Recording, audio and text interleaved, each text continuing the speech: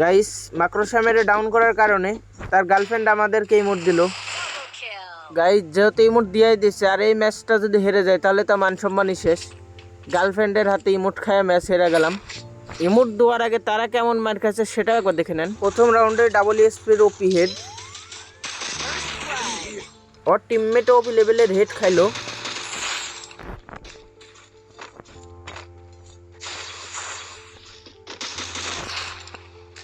কাঠের পিছনে বসে মেডি করছিল, ধাক্কা মেরাই হেড।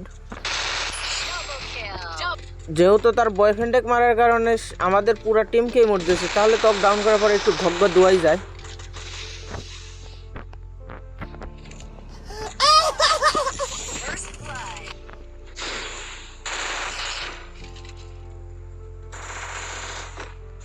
ট্রিপল কিল করার পর লোল মেরে আগের রাউন্ডে রিভেঞ্জটাও নিয়ে নিলাম।